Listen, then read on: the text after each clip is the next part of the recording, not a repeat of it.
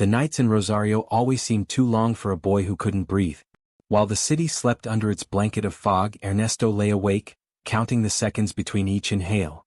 Every breath came like a favor from the universe, hesitant, reluctant, and borrowed. The wheeze in his chest was the only sound in the dark room, like an old accordion struggling to play the same sad note over and over again.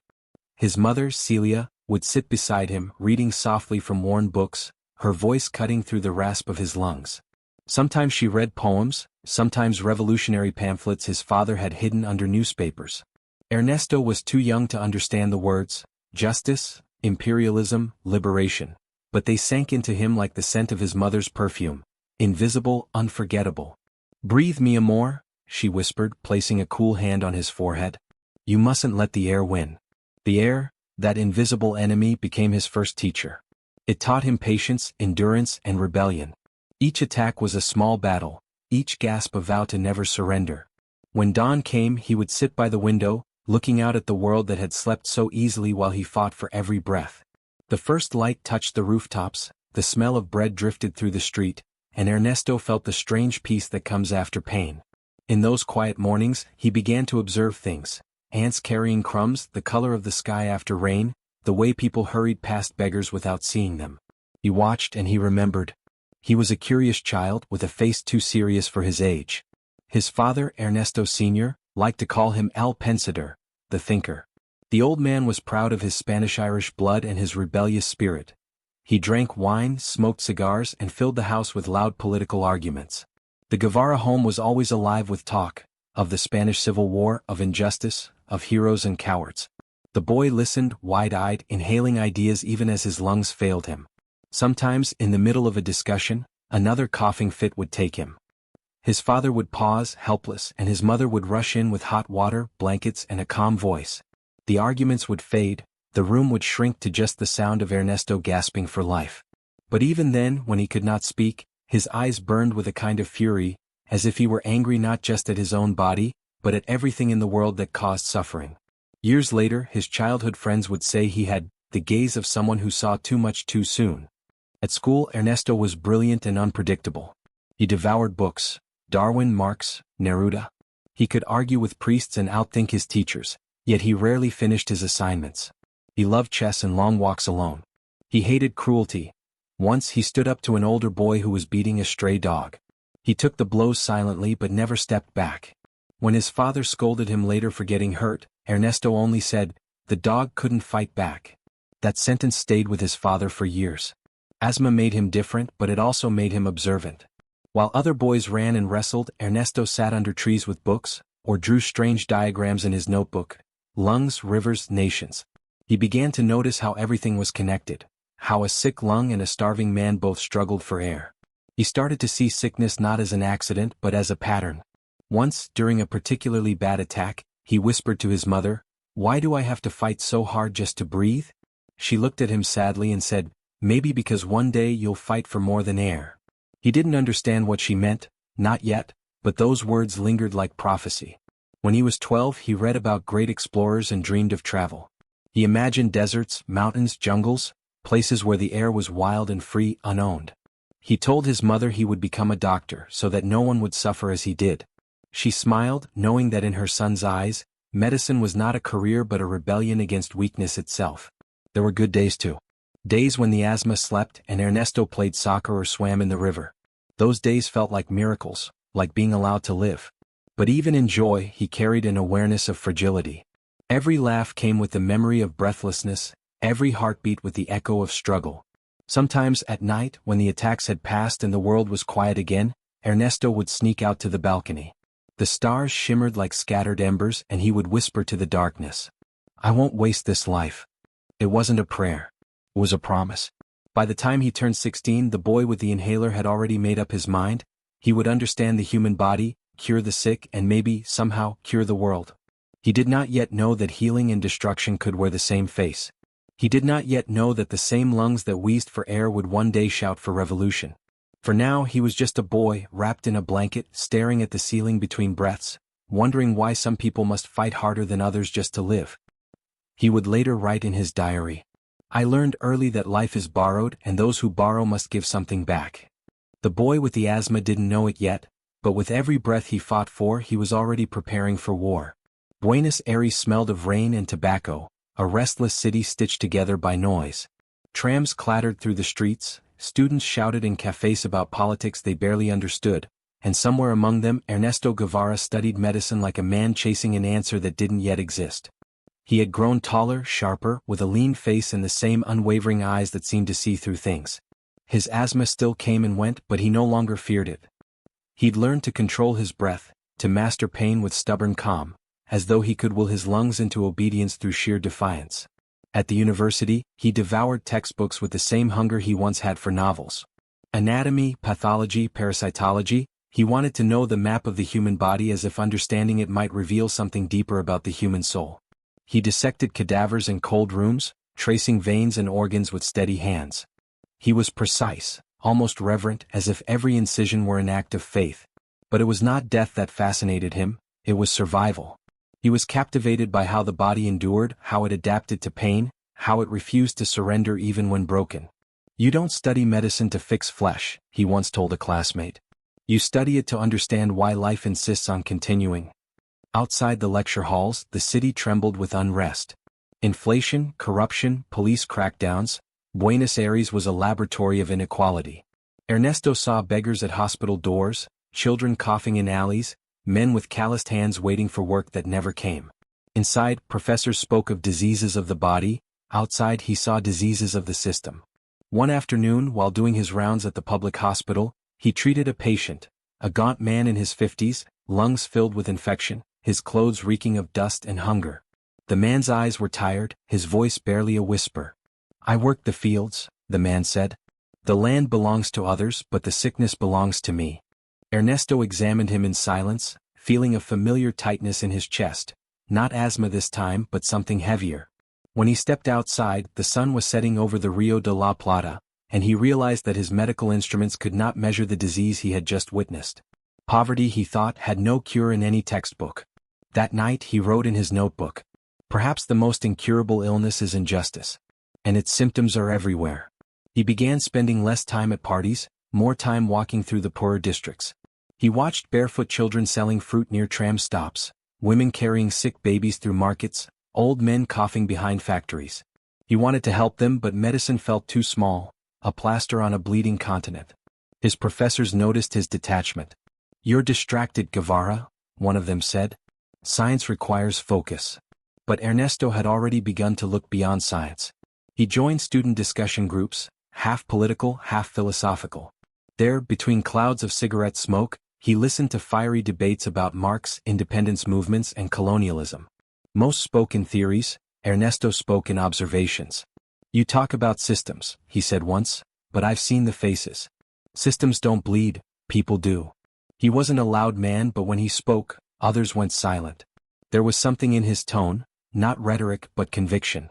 One evening, after a long day at the hospital, he stopped at a cafe near the university. The room buzzed with conversation. A group of wealthy students laughed at a poor newspaper boy trying to sell them papers. Ernesto watched for a moment, then stood, crossed the room, and bought every paper the boy had. "Keep the change," he said softly. The boy's eyes widened. The laughter at the table stopped. Ernesto didn't look back. He just lit a cigarette and walked out into the drizzle. That night he couldn't sleep. He sat by the window of his tiny apartment, watching rain run down the glass like veins. His stethoscope lay on the desk beside his books. He picked it up and held it to his own chest, listening to the rhythmic thud. It was the sound of life, fragile, persistent, and terribly alone. He realized then that the human heart didn't just beat inside bodies, it beat inside societies. And some hearts, he thought, were failing. As months passed, his curiosity grew darker. He began asking dangerous questions, not about bacteria or lungs but about wealth and power. He saw the world as one vast patient, feverish, infected, and untreated. He wrote again in his notebook. "We learn to stop bleeding but never ask who caused the wound." During his final year he volunteered at a clinic for lepers. There, among men whose bodies had been abandoned by society, Ernesto found a strange peace. The patients joked with him, played chess, called him El Doctorcito. He touched them without gloves, ate with them, listened to their stories. He didn't pity them, he respected them. One old patient asked him, Why do you, a healthy young man, come to sit with us? Ernesto smiled. Because sickness teaches more than health ever could. When he left the clinic that evening, he stood under the stars and felt something shift inside him. He thought of the boy who once fought for breath and realized he had become a man fighting for others to breathe, not just air but dignity. And yet, even as compassion deepened, so did frustration. He began to sense that empathy alone was powerless in a world built to crush it. Each act of kindness felt swallowed by a larger cruelty. Each life saved felt like a drop of water in a desert. In his last year, he started planning a trip, a journey through Latin America with his friend Alberto Granado. They would travel by motorcycle, crossing borders, treating patients, seeing the continent with their own eyes. But Ernesto had another reason, one he never said aloud. He wanted to look into the face of injustice, to see how deep the wound really went. As he packed his medical kit, his mother asked, "What are you searching for out there?" He smiled faintly. The cause of the disease. And somewhere deep inside, a question began to echo, one that would haunt him for the rest of his life. If compassion cannot heal the world, what can? The motorcycle had a name, La Poderosa II, the Mighty One. It was a 1939 Norton 500, old, stubborn, and temperamental, much like its riders. Ernesto Guevara and his friend Alberto Granado stood beside it in the early morning light of January 1952, ready to chase a dream that neither could quite define. Alberto, older and round-faced, was a biochemist with a laugh that filled rooms. Ernesto, lean and quiet, was still finishing his medical degree, his notebooks packed with sketches of lungs and revolutionary quotes scribbled in the margins. Between them, they shared a restless hunger, to see, to understand, to feel the pulse of a continent that existed in their imaginations as one vast, beating heart. When La Poderosa coughed to life, the sound was less of an engine starting than a declaration. They rode south first, the wind biting their faces, the city fading behind them like a forgotten argument. The road unrolled before them, miles of dirt and dust, rivers of silence, landscapes so wide they swallowed thought. In the beginning it felt like freedom, two young men against the world, guided by the compass of adventure. They laughed when the motorcycle sputtered, cursed when it broke down, and slept under stars that seemed close enough to touch. But adventure, Ernesto soon learned, has a cruel sense of humor. By the time they reached Patagonia, La Poderosa had become less mighty, and more of a mechanical relic held together by willpower and wire. They crashed often, patched the engine with scraps, and sometimes pushed it for miles. Yet, in those long walks, Ernesto began to see things that the motion of the wheels had blurred before. Children barefoot in the cold, farmers with hands cracked by labor, women carrying buckets of muddy water across endless fields. He started to write again, not about medicine now but about people. "We see the same hunger in every village," he wrote. "Different tongues, same silence. The land feeds a few, starves the rest." Their journey took them through Chile, where copper mines carved scars into the earth and into men's lives. The miners lived in wooden shacks, their lungs black with dust, their wages barely enough for bread. Ernesto and Alberto were invited into one such home, two miners and their wives who shared a single lamp and a pot of thin soup. The men spoke of work and despair, of bosses they never saw and soldiers who broke strikes with bullets. One of them looked at Ernesto and said, "You're a doctor? Then tell me, Dr. Cito, what medicine cures hunger?" Ernesto could not answer. The words stayed lodged in his throat, heavier than any diagnosis. When they left that night, the question followed him, echoing louder than the roar of the motorcycle. In Valparaiso they volunteered at a hospital. Ernesto treated rashes, infections, and fevers, symptoms of a deeper sickness he could not name. The people were kind, offering food and smiles they couldn't afford. He began to feel the strange tension of gratitude from those who had nothing to give. Everywhere they went, the pattern repeated: rich land, poor people; wealth above ground, misery beneath it. Latin America revealed itself not as a collection of countries but as a single body riddled with pain, a body he longed to heal. One evening, as they camped by the side of a dusty road, Ernesto stared into the dying fire and said to Alberto, "Do you ever feel that we are seeing the same disease everywhere, just with different symptoms?" Alberto shrugged. "Maybe. But we're doctors, Che, not politicians." "Maybe that's the problem," Ernesto replied quietly.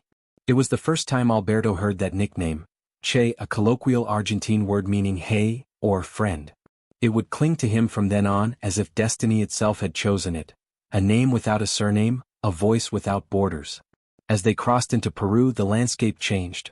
Mountains rising like ancient guardians, rivers cutting through stone like veins through flesh. The beauty of it all was unbearable. Yet even amid that majesty, the human suffering continued as constant as the wind. At the San Pablo leper colony on the banks of the Amazon, Ernesto found what he had been unconsciously seeking: a confrontation with the edge between compassion and helplessness. The colony was isolated, its patients living apart from the healthy, marked by stigma more than disease. But Ernesto refused to wear gloves, refused to separate himself. He ate with the lepers, played soccer with them, bathed in the same river. The others, doctors, nurses, priests, thought him reckless. But for the first time in his life he felt at peace. "I'm not curing anyone here," he wrote in his diary, "but I am learning what it means to be human." On his 24th birthday, the lepers organized a small celebration. Music, laughter, candlelight flickering against the night. After dinner, a patient with trembling hands presented him with a small wooden cross, carved crudely from river driftwood. "For the doctor who touches," the man said. Ernesto looked at the cross for a long time. He wasn't religious, but something inside him broke open. It was not faith he felt, but a kind of sorrowful clarity, a recognition that the world was cruel by design, not by accident. That night, as he swam across the river to the opposite shore, the healthy sighed, the moon lit his path. The water was cold, the current strong. He swam anyway, defying the distance that society had built between the sick and the well. When he reached the far bank, breathless and trembling, he looked back at the leper colony glowing faintly in the dark. He whispered to himself, "This is the real division, not between lepers and men, but between those who have and those who have not." The next morning he wrote his last diary entry before returning home. "I'm no longer me, at least not the same me. I am part of something larger, and it suffers." When La Poderosa finally died in Venezuela, its engine collapsing in a cloud of smoke, Ernesto and Alberto laughed until they coughed. But beneath the laughter, something irreversible had shifted. The road had stripped away comfort, ideology, and illusion. What remained was the raw nerve of empathy, and a fury that had not yet found its language. By the time they made their way back north, the boy who once dreamed of healing had begun to sense that the world's sickness would not yield to medicine. Somewhere on the road between Caracas and Buenos Aires, Ernesto Guevara stopped being a doctor in training. He became a witness. And soon he would become something far more dangerous. By the time Ernesto crossed into Peru, the world no longer looked like a map, it looked like a wound. The Andes rose around him like ribs protecting a broken heart, and every village they passed seemed to pulse with quiet suffering, the kind that had no sound, only endurance. Dust coated his clothes, his notebooks, even his lungs. But what stayed with him most were the faces. Children with bellies swollen from hunger.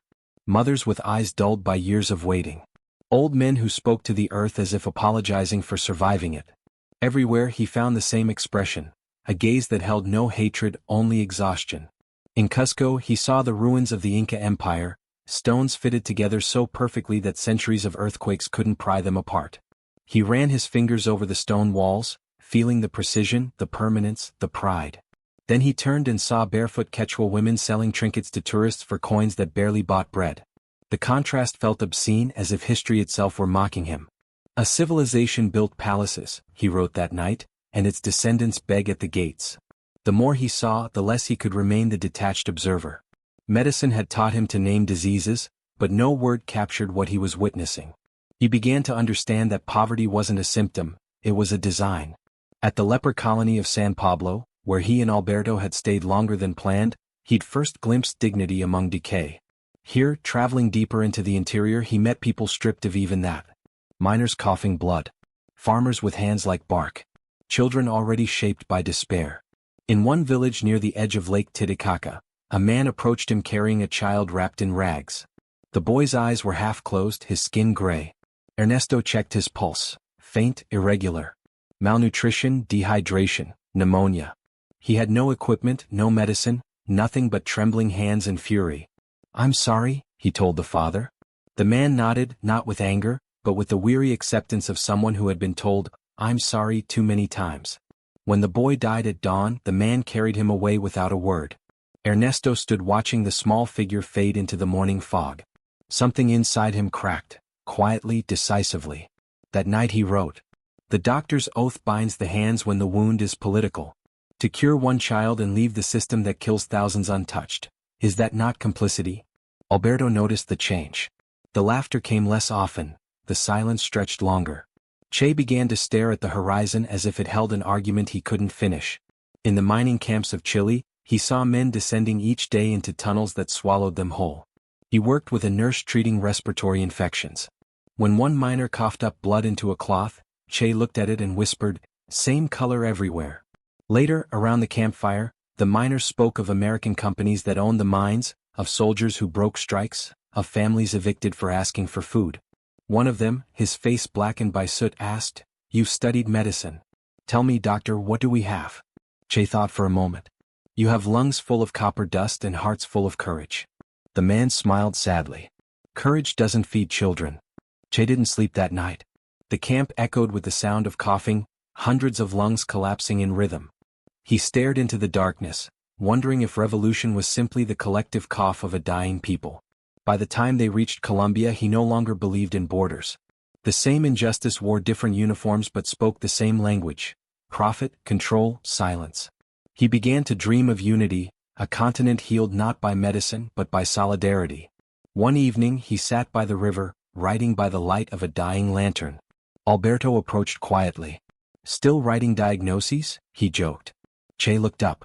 "No. Autopsies." The older man frowned. "Of what?" "Of conscience." There was nothing dramatic in his tone, just exhaustion, like a man who had discovered the truth too early. In Venezuela they stayed with a family of peasants whose house leaned like a tired body. The mother prepared coffee sweetened with sugarcane scraps, apologizing for the bitterness. Che helped the father mend a fence, his hands blistering under the sun. When he paused to wipe sweat from his brow, he noticed the man staring at him. "You're not like the others who come through here," the man said. "You look at us as if you're counting something." Che smiled faintly. "I'm trying to count how much pain a man can take before he forgets he's human." When they left the next morning, the family gave him a small bag of roasted beans as a gift. He held it in his hands, feeling the warmth, the weight, the absurd generosity of people who had nothing. On the boat back north, the sea was rough. Che stood on deck, the salt wind cutting his face, and realized that he was returning home as a stranger. The continent had rewritten him. He opened his notebook one last time and wrote, "I'm no longer a traveler. I am a witness. The faces of the forgotten have taken root in me, and I carry them like ghosts." He closed the book, but the images didn't fade: the miner's cough, the child's limp body, the leper's trembling smile. They fused into one haunting truth: the world's suffering was not random. It was organized. And if suffering could be organized, so could resistance. The thought frightened him. It thrilled him. It felt like the first breath after years of suffocation: sharp, painful, necessary. When the ship docked, he stood for a long time on the pier, breathing the air of home. It tasted different now, heavier, dishonest. He realized that the boy who had once fought for breath was gone.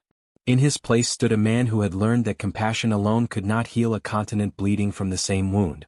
Somewhere deep within him, the doctor began to die. And the revolutionary began to breathe. The streets of Buenos Aires smelled the same as they had when he left, yet to Ernesto Guevara, nothing was as it had been. The familiar tram rattles, the cafes, the bookstores, all seemed muted, weighed down by the invisible suffering he had carried back from the road. He returned as a young man with sunburnt skin, rough hands, and eyes that had seen too much. In the quiet of his small apartment, he unpacked his journals, his sketches, and the memories of thousands of faces etched into his mind like watermarks. Each entry from the road was a testament, not of adventure but of injustice. He opened his leather-bound notebook, a gift from Alberto, and began writing with the same intensity that had carried him across mountains and rivers. Only now, the writing was no longer a simple record of sights and experiences. It was confession, accusation, and incipient strategy all at once.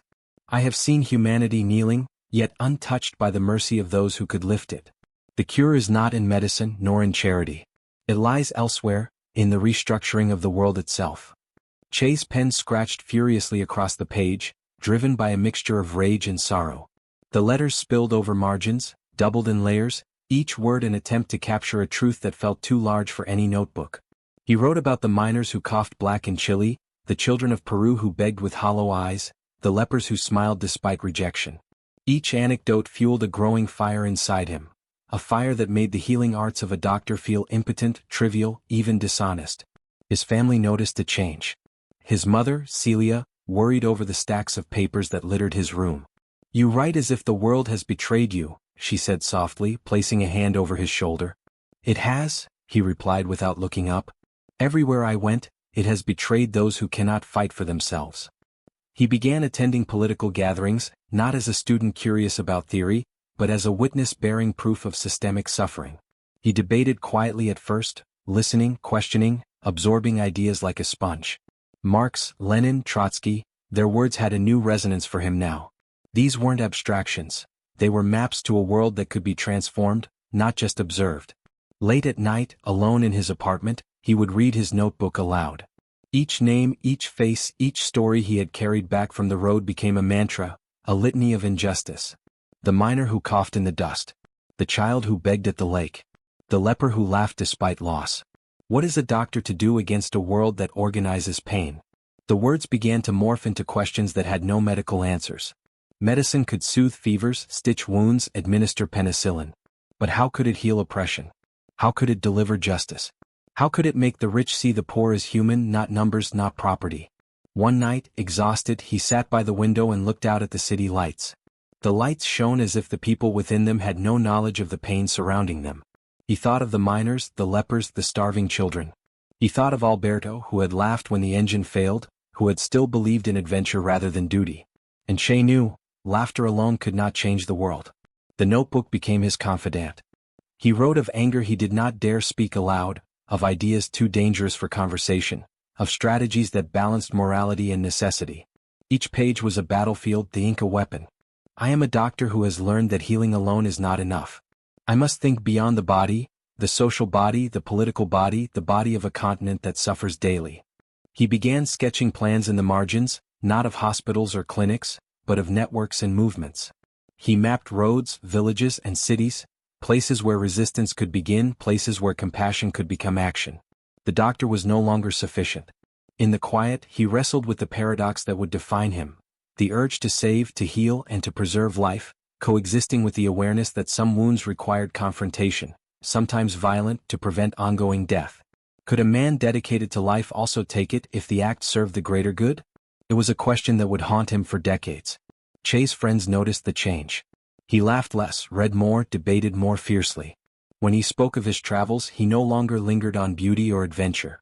He spoke of injustice, oppression, and the systemic failures that permitted suffering to flourish. One afternoon, a former classmate asked him, "Ernesto, you've changed. You look heavier somehow." Che smiled faintly, though it did not reach his eyes. "I have seen what the world cannot hide," he said. "And the world is heavy with what it refuses to see."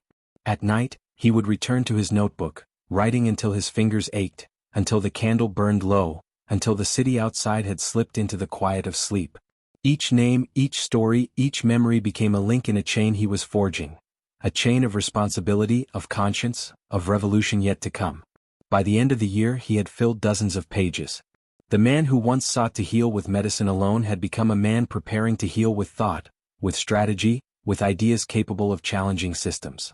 Compassion had sharpened into resolve, empathy into fury, and the notebook into a weapon. One cannot remain a doctor and watch injustice flourish. The hands that heal may soon be called to strike. He closed the notebook carefully as if touching a fragile truth. It would be carried everywhere, rewritten, redrafted, until the words became more than ink on paper, until they became a blueprint for a life that had left the quiet innocence of youth far behind. Ernesto Guevara, the boy who fought for breath, had returned from the road as a witness. But now, in the confines of Buenos Aires, he began to plot. Witnessing was no longer enough. The doctor, he realized, was dying. The revolutionary was preparing to be born. The air in Mexico City was thick with heat, smoke, and the chatter of exiles, men and women who had left their homes behind, carrying stories like suitcases too heavy to set down. Ernesto Guevara arrived in this city in 1955 as a stranger, carrying a notebook full of observations, a body hardened from travel, and a mind restless with questions. But he was not yet Che. He was still Ernesto, the doctor, the wanderer, the young man who had seen too much suffering and not enough justice. He rented a small room above a cafe in the historic center, where the windows rattled with the passing of streetcars and the voices of vendors hawking tortillas and roasted coffee beans. Each evening, he would sit by the window, writing feverishly in his notebooks, sketching maps, and copying quotes from Marx and Lenin. He wrote not only of places and faces, but of patterns, of power, of oppression, and of a growing conviction that compassion alone could not mend a world so broken. Then came the letters. Short, urgent notes that spoke of a man named Fidel Castro, organizing in the shadows, plotting to return Cuba to its people. Che read them with a mixture of curiosity and skepticism. A revolutionary? From a distant island? Could a single man with a small band challenge the entrenched violence of dictatorship? When he finally met Fidel, it was in a dimly lit apartment, filled with the smoke of cigarettes and the tension of men who had waited too long for history to notice them. Fidel was charismatic, his body lithe, his voice a soft command that seemed to fill the room without raising volume. His eyes, dark and unyielding, assessed Che in moments, the medical student, the traveler, the man with notebooks full of witness testimony, and found something promising. "You've seen much of the continent," Fidel said, not as a question but as an observation. "Tell me, what do you think of our world?" Che hesitated. How could he sum up the mountains of sorrow, the deserts of despair, the rivers of injustice he had crossed? But he spoke anyway, measured, deliberate, his words painting the faces of those who could not speak for themselves. "The disease is everywhere," he said. "Not fever, not infection, but something deeper: inequality, oppression. It kills slowly, systematically, invisibly. We can heal one person at a time, or we can strike at the cause." Fidel nodded, a flicker of approval in his eyes. "And what would you do if you could?" Che paused. He had asked himself this question in silence, in the middle of Andean deserts, on the banks of Amazon rivers. He knew the answer now, though the taste of it was bitter. He would fight. The conversation lasted long into the night. Others joined, exiled Cubans who had survived Batista's prisons, young idealists hungry for purpose, men and women who had nothing left to lose. Che listened, debated, argued, and sometimes simply observed. He noted the tension between theory and action, between morality and necessity. And yet, the more he listened, the more he realized something terrifying and exhilarating. Revolution could be deliberate. It could be organized. It could be violent, yes, but also purposeful. He thought of the leper colony. He thought of the miners coughing in Chile. He thought of the children starving along the roads. Could a gun, wielded correctly, save more lives than medicine alone ever could? The question did not frighten him. It awakened him. Over the weeks, Che trained in small camps outside the city. He learned to fire pistols, rifles, and machine guns.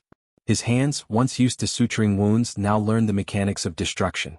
At first, the act of aiming, pulling the trigger, felt unnatural, almost sacrilegious. He trembled. But soon he realized that the trembling was not fear of killing, it was fear of failing those who had already suffered too much. Alberto, watching, remarked one evening, "You handle that rifle as if it were a scalpel." Che didn't respond, but he felt the truth in it. The same precision that saved lives in a clinic could, in the right circumstances, save them on a battlefield. The line between healing and harming blurred, but he accepted it as a necessary ambiguity. In quiet moments he returned to his notebook. He wrote about strategy, morality, and the paradox that had begun to define him. Every bullet fired is a question. Can one destroy to save? Can one kill to heal? The apartment grew crowded with plans, maps, and passionate debates. Fidel spoke of Cuba, its corruption, its inequality, its people bound by fear. Che listened, silent, then offered observations from his own travels. Patterns of oppression repeated across continents, systems of power that relied on complacency and cruelty. The Cuban exiles were captivated. The young Argentine, who had seen Latin America in its rawest form, brought a clarity that frightened some and inspired others. For the first time, Che felt that his observations, his empathy, his fury, his precision, had a purpose beyond witnessing. One night, Fidel turned to him and said quietly, "You are different from us, Ernesto. You've seen suffering, yes, but you have also learned to feel it as a weapon. That is rare." Che did not smile. "I feel it as a responsibility," he said. "And if responsibility demands action, then I will act." In those days, Che began to dream of a new self. A man who could heal and fight, who could witness injustice and confront it, who could carry both compassion and violence without losing the other. The notebook remained at his side, full of sketches, maps, and notes, but now it was also a ledger of purpose. He began to sign his name differently, Che Guevara. It was no longer just a nickname. It was an identity, a declaration, a promise that the boy who fought for air in Rosario had grown into the man who would fight for justice across continents. By the time he left Mexico, he was no longer merely a traveler, a doctor, or a student of medicine. He was a revolutionary in embryo, a soldier of conscience, a man whose hands had healed and would soon strike. And somewhere deep inside he knew that the question of empathy versus violence, whether compassion could coexist with arms, would follow him forever. But for now the answer was clear: the road to action had begun. The Sierra Maestra rose from the earth like a wall of emerald and shadow, dense with jungle, alive with whispers of wind and the constant hum of unseen insects. Ernesto Guevara, now known universally among the rebels as Che, felt the weight of every mile climbed, every tree branch heaved aside, every boot sinking into mud thick with rain and memory. The mountains were beautiful and merciless in the same breath, a crucible that would forge the man he had become. He remembered the leper colony, the coughing miners, the starving children along the roads. All of them had traveled with him in his mind, silent witnesses to the transformation he had embraced. Now, in the Sierra, he carried not only his medical bag and rifle, but the burden of a continent's suffering, ready to be wielded in ways he had never imagined. The nights were alive with danger. Soldiers of Batista's regime patrolled the valleys below. The rebels moved like ghosts through the undergrowth. Che learned quickly: the jungle demanded obedience and the enemy demanded caution. The air was thick with humidity and the scent of decay. He could hear distant gunfire echoing off the cliffs, a reminder that even the smallest error could be fatal.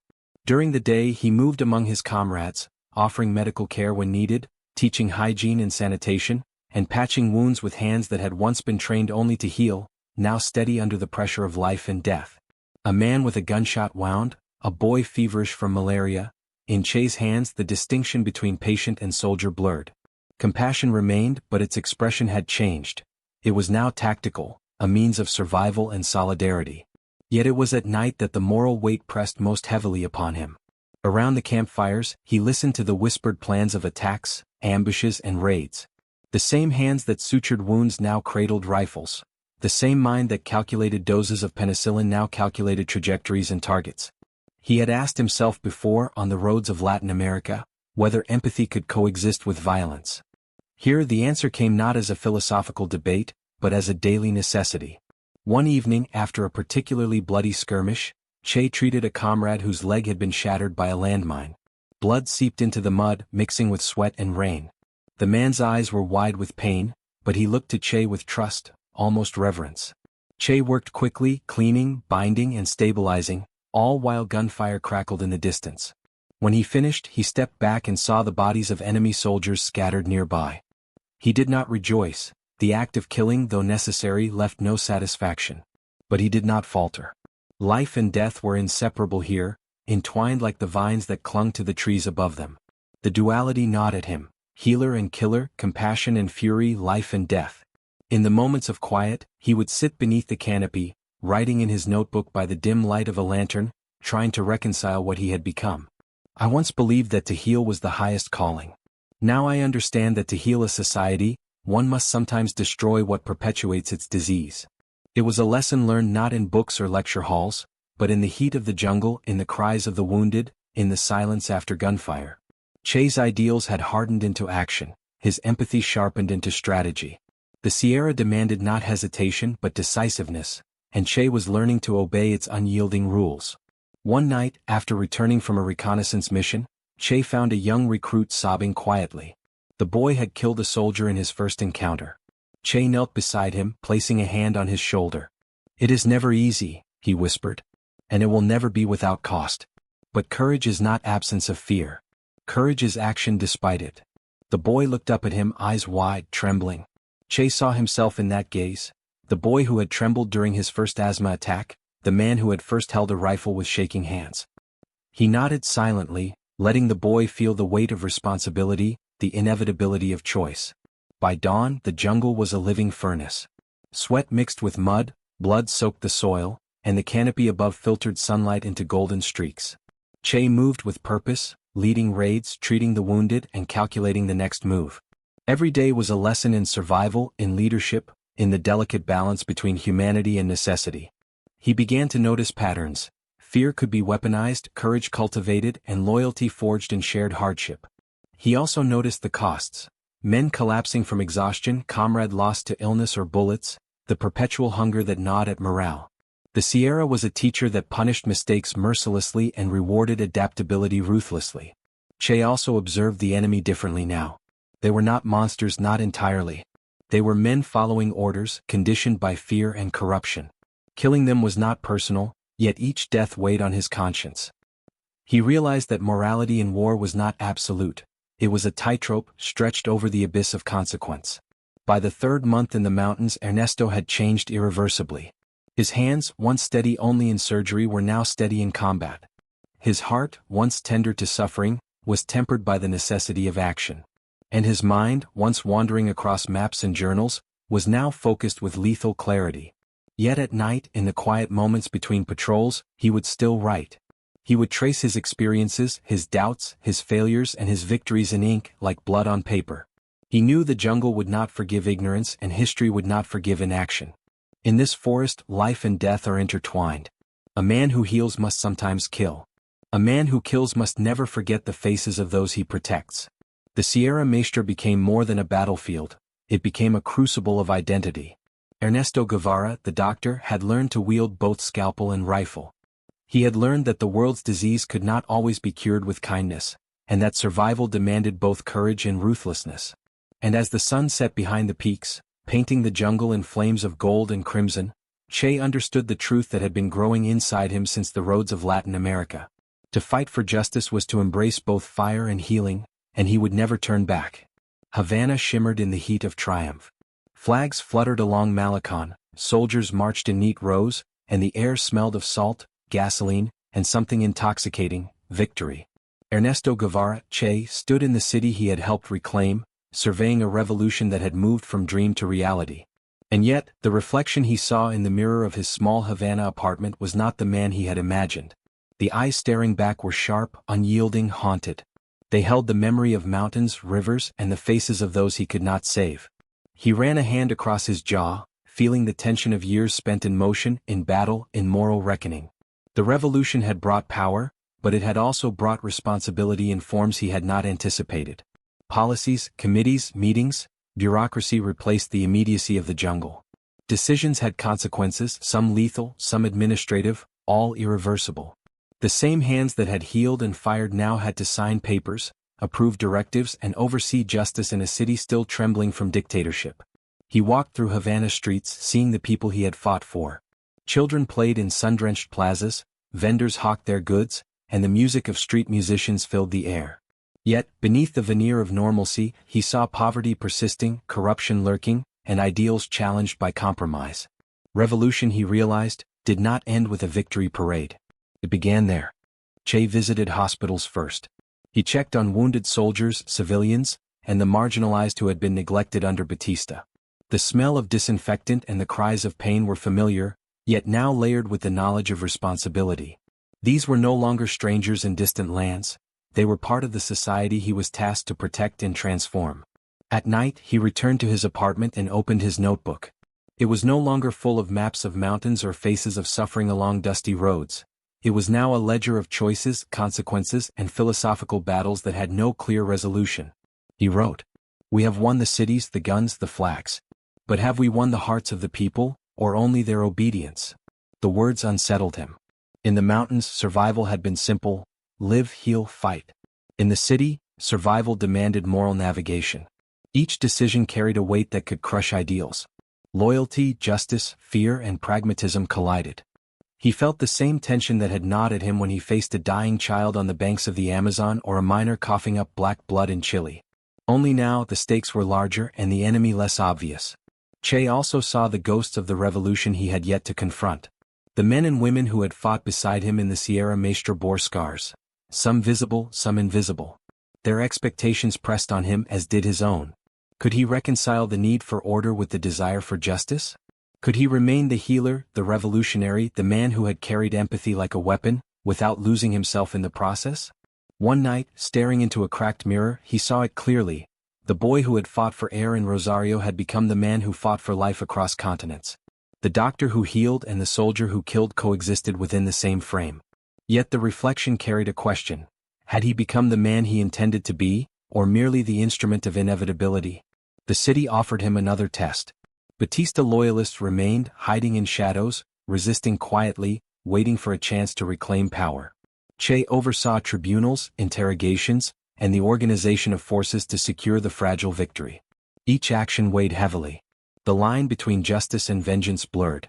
The very morality he had wrestled with in the jungle now demanded interpretation under fluorescent lights and behind polished desks. He wrote in his notebook, "To act decisively is to choose, but to choose is to carry the consequences of all who suffer from your decisions. Compassion must sometimes be tempered by firmness, mercy by discipline. The balance is unbearable yet unavoidable." Even in the moments of camaraderie with fellow revolutionaries, he felt isolation. They celebrated victories, recounted battles, and strategized future campaigns, but Che was already thinking beyond Havana. He remembered the miners, the lepers, the children of distant roads, and he realized the revolution he had fought for here was only a piece of the continent's suffering. At night, he would walk along the Malecon, feeling the Atlantic breeze whip across his face, and imagine the mountains, the rivers, the jungle, the roads. He would see the faces of the forgotten, those who had fueled his fury and compassion. And he would know, victory in Havana was not enough. Justice was larger than a city, larger than an island, larger than any government. Che's reflection in the mirror reminded him of another truth, one he could not ignore. To fight for justice was to accept that the cost of action would always be personal. The peace he sought would not exist in comfort, but in commitment, in the willingness to endure isolation, doubt, and moral complexity. The boy who once counted seconds between breaths had learned that some wounds were inherited, systemic, and required more than medicine to heal.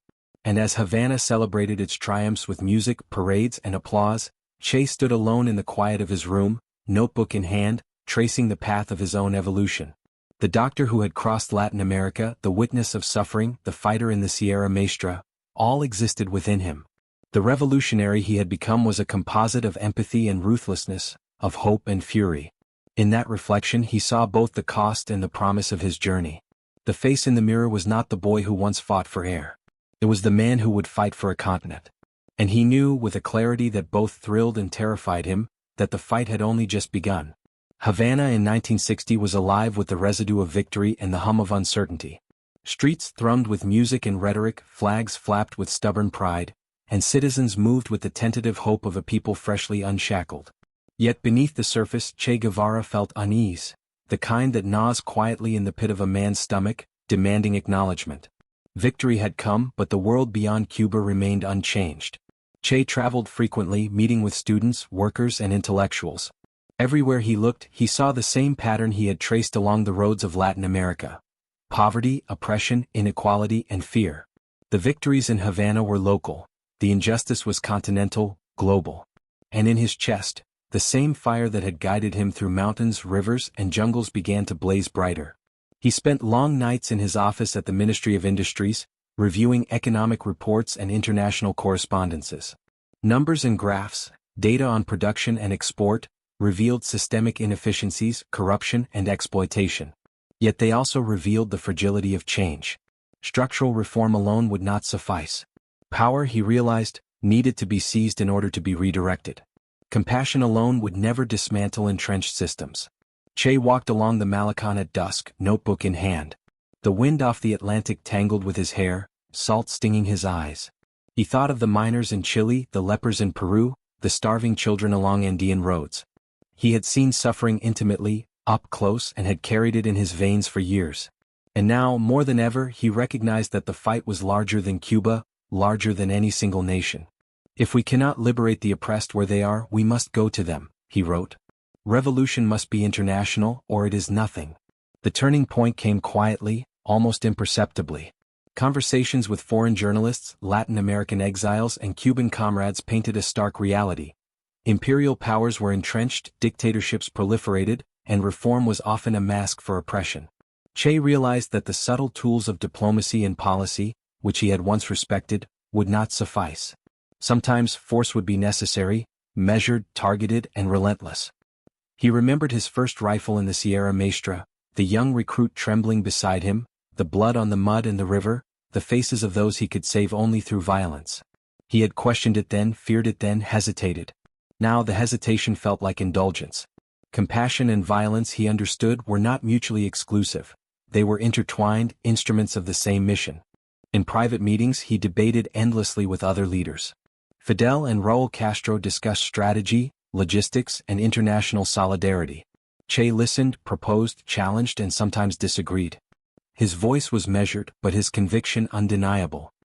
He spoke not as a soldier, not merely as a politician, but as a witness of the continent's suffering, armed with the knowledge that passive observation would never be enough. "Every unarmed man we leave in chains is a failure," he said during one meeting. "Every dictatorship allowed to persist is a wound untreated. Our duty is to act decisively, to bring freedom even if the path is bloodied." The statement was not rhetorical flourish, it was a calculation rooted in experience. Che had seen the consequences of inaction. He had seen the faces of children who could not breathe because of poverty, the lepers abandoned by society, the miners coughing their lives away. The turning point was not a single event, it was the culmination of years of witnessing suffering and realizing that moral purity alone could not save lives. He returned often to his notebook, which had become both sanctuary and weapon. In its pages he mapped potential campaigns across Latin America, sketched supply routes, analyzed political weaknesses and reflected on moral dilemmas. He wrote, "To liberate one must be willing to destroy. Not for vengeance, not for glory but for life itself. This is the paradox we must embrace. Compassion demands action. Action demands courage. Courage may demand sacrifice." His reflection in the mirror had changed since Havana. The sharp, haunted eyes of Section 8 were still there, but now tempered with clarity, precision, and purpose. Che could see himself as the boy from Rosario, fragile, gasping for air, driven by empathy, and recognized that he had transformed that empathy into a weapon. The weapon was not only physical, it was strategic, philosophical, moral. He was a revolutionary because he had seen too much to remain idle. The turning point was also deeply personal. Che understood that embracing violence, even for just ends, would isolate him. Friends, comrades, and enemies alike would misunderstand his intentions. He would be judged, vilified, even hunted. Yet the price of inaction was higher. To do nothing, he realized, was to betray every person whose life had been marked by injustice. By the end of 1960, Che had formulated his vision. Cuba was the first spark, but not the only one. Latin America, Africa, Asia, wherever oppression thrived, wherever the powerless suffered, he would seek to ignite revolutionary change. And he would carry the duality of his identity with him. Doctor and soldier, healer and destroyer, witness and actor. "The revolution is not an event," he wrote. "It is a responsibility. And responsibility is heavier than any weapon." In the quiet of his office, Che sometimes closed his eyes and let the memory of the Sierra Maestra wash over him. The smell of rain on mud, the cries of the wounded, the metallic tang of blood, the camaraderie forged in fire. That memory reminded him why he had chosen this path, why he could not turn back. He understood now that the line between empathy and violence was not a boundary to be feared but a tool to be mastered. The turning point was not the moment he picked up a gun, that had happened long ago, but the moment he realized that the gun, the strategy, the action, and the risk were all instruments of the same duty, to save lives by any means necessary. Che walked along the streets of Havana that evening, notebook tucked under his arm, eyes scanning both the city and the horizon beyond. Victory had been achieved in one place, but the struggle had just begun everywhere else. The boy who had counted seconds between breaths, the doctor who had healed the dying, the witness who had traveled continents, all were converging into a single purpose. He did not yet know the full scope of the battles to come, the nations he would cross, the wars he would fight, or the moral compromises he would make. But he knew this: the path forward demanded total commitment, clarity of purpose, and an embrace of paradox. The turning point had arrived. Ernesto Guevara was no longer just a doctor, a witness, or a traveler. He was Che Guevara, revolutionary. And the world he understood would never be the same. The jungle air of Congo wrapped around Che like a shroud, humid and heavy with the scent of decay and possibility. This was not Cuba. The mountains were taller, the rivers wilder, the people foreign, and yet the pain, the oppression, the hunger, the fear, was the same as he had seen across Latin America. It did not matter where he went. Suffering had a shape and Che knew it by heart. He carried his medical bag, the notebook still tucked under his arm, but now alongside rifles, grenades, and maps of insurgent activity. The duality that had once been a moral puzzle, healer versus killer, had solidified into a doctrine. Compassion demanded action. Action demanded commitment. Commitment demanded violence when necessary. The first firefight arrived without ceremony. Rebel forces had been ambushed by government troops, and the air filled with gunfire, smoke, and screams. Che ran toward the wounded, rifle slung across his back, treating them even as bullets cut the earth around him. One young soldier, a boy not older than the ones he had treated in the Andes, had taken a bullet to the shoulder. Che stabilized him, binding the wound tightly, whispering encouragement as if the jungle itself were listening. And then the command came, "Advance." He lifted his rifle. The same hands that had stitched skin now prepared to pierce flesh. The moment was instantaneous, instinctual, yet irreversible. Che crossed the line he had been circling for years, the line between witnessing injustice and actively waging war to eradicate it. Every shot fired was measured, precise, and purposeful. There was no joy, no exhilaration, only the grim satisfaction that inaction would have cost more lives. Each life taken weighed on him, but the balance of thousands potentially saved justified the act in his mind. He was no longer merely a doctor. He was a warrior of conscience, and the jungle demanded nothing less. The rebel camp became both a hospital and a barracks. Che moved seamlessly between treating the sick and wounded, planning ambushes, training recruits, and strategizing with commanders. Nights were punctuated with gunfire, days with fever, diarrhea, and exhaustion. Hunger gnawed at him, but never as fiercely as the moral hunger, the drive to confront systems that perpetuated suffering regardless of cost. He saw fear in his comrades' eyes, mirrored his own.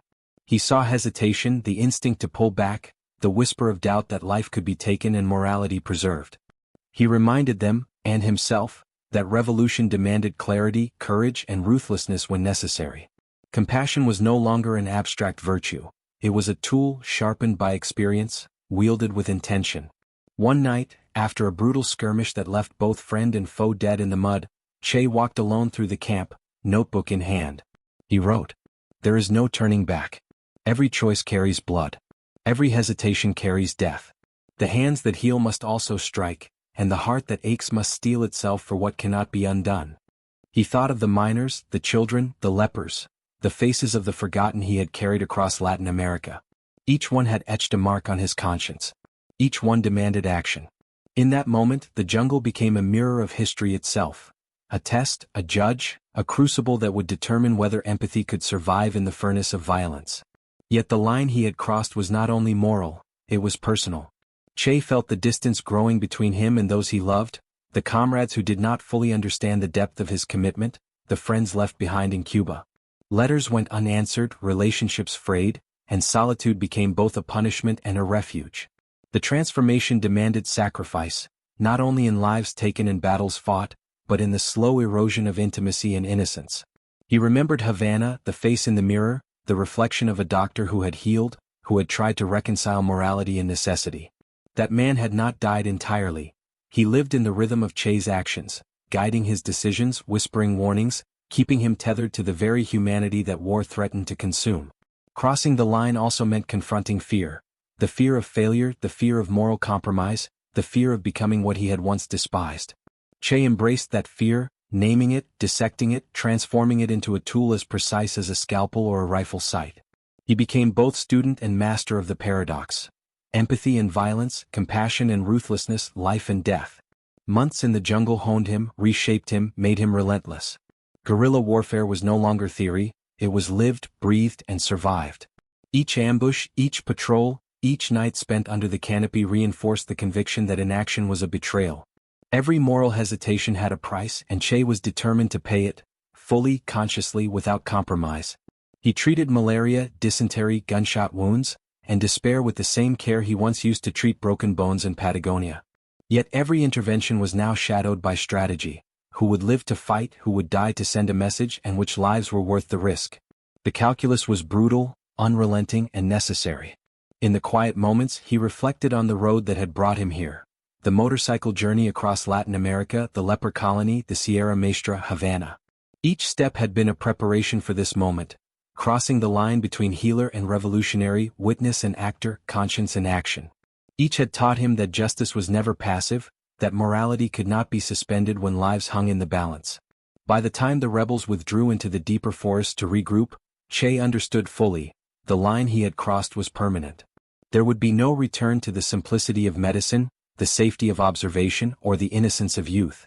He had embraced both sides of his nature, fused empathy with action, and stepped into a world where the only measure of success was survival, liberation, and the relentless pursuit of justice. He wrote in his notebook one final time before sleep, "I have crossed the line. There is no going back. Every step forward demands clarity, courage, and conscience. The faces of the forgotten guide me." The hands that heal guide me. The hands that fight guide me. And in this convergence I will continue, unflinching, unrelenting, unafraid. The jungle slept around him, dark and alive as if bearing witness. Che lay awake, listening to the distant echoes of gunfire, the sighing of the trees, the whisper of a world that demanded both compassion and violence. He had become the instrument of that world, both scalpel and rifle, healer and executioner, witness and revolutionary. Crossing the line was no longer a choice. It was destiny. And Che Guevara would follow it wherever it led. By the late 1960s, Che Guevara had become more than a figure. He had become a symbol. Across Latin America, his face adorned posters, murals and whispered conversations. Yet the public persona belied the private weight he carried. He had crossed lines that few could even imagine, and the consequences of his choices pressed heavily on him. In Bolivia, where he led his final campaign, Che felt the duality of his life as sharply as ever. He moved through villages and forests with the same attention to suffering that had guided him as a doctor, yet every decision could bring death, to him, his comrades or civilians caught in the crossfire. Each map drawn in his notebook was not only a strategic plan, but a ledger of moral responsibility. He often wrote at night by the dim light of a candle. His handwriting was hurried, sometimes shaky, as if the ink carried the weight of the continent. I am no longer a man of dreams. I am a man of consequence. Each life I save, each life I take, is a testament to a world I cannot ignore. The weight is immense, yet the burden of inaction would be heavier. The forests of Bolivia were harsh, unforgiving and isolating.